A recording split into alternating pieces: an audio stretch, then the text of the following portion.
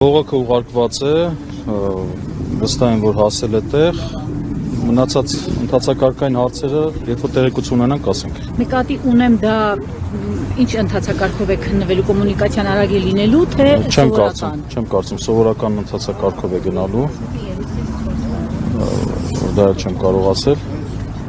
Ընթացքում հնարավորություն կա միջնորդելու, որ ավելի արագացած ռեժիմով, բայց դա հանգամանքներից կախված կլինի, այս բանը դժվար ասել։ Երբ կոնվենցիաների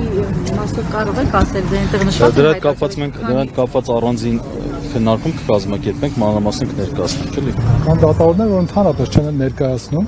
իրենք գիտեն իրենցից ինչ է սպասում եւ փակ աչքերով անում են։ Հիմա այստեղ իրականում ավելի մեծ սահմանափակումներ կիրառվեց։ Եթե օրինակ նախկինում ինքը ավելի մեծ մասշտաբի շփման հնարավորություն ուներ, հիմա կոնկրետ սահմանափակված է այդ շփումը մի քանի օգու հետ, այսինքն նաև սա պետք է դիտարկենք, որ իրենց համար գուցե սա ավելի լավ իրավիճակ է սահմանափակումների մակարդակը, քան օրինակ կալանքի պարագայում էր, բայց այնուամենայնիվ եկեք դրական քայլ դիտարկենք սա եւ փորձենք հետագայում նաև հենց այդ ուղղությամբ գնալով փորձել նաև սանից ազատվել։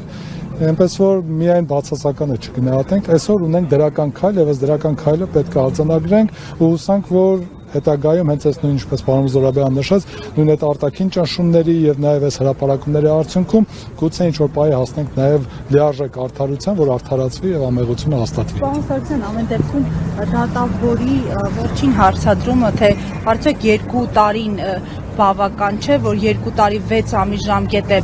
պահանջում դատախազությունը, արդեն իսկ չի հուշում, որ դատավորները այսպես թերահավատ են բողոքի հիմքերի հարցում եւ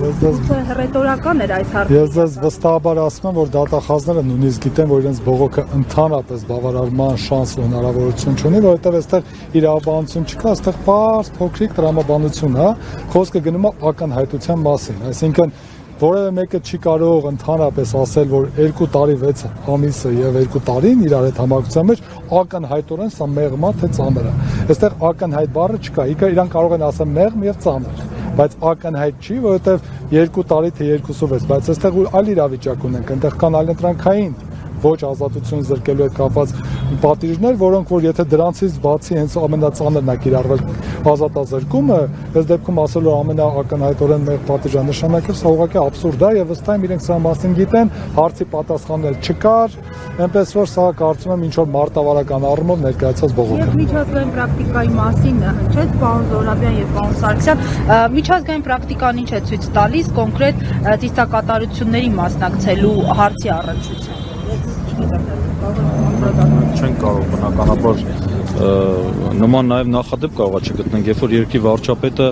հենց ուղիղ դրոշը ձեռքը վերցած հակաեկեղեցական շարժում է գլխավորում, ես նման նախադեպ չգտնենք, եթե ոչ գնանք երեք Պապ Թագավորի ժամանակահատվածը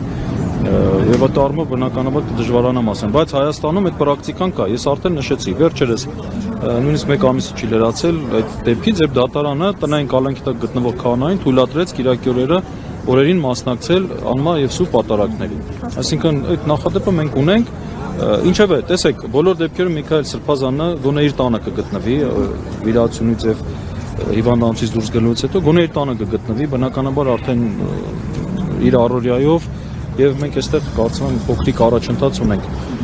Մենք դեռևս մեր վերաբերմունքը դատական իշխանության նկատմամբ եւ որ այս մասով բնականաբար քաղաքական ճնշում կա, չենք փոխել, այդ վերաբերմունքը կայֆ պահպանվում է, եթե ամփոփենք մեր հարցու պատասխանը,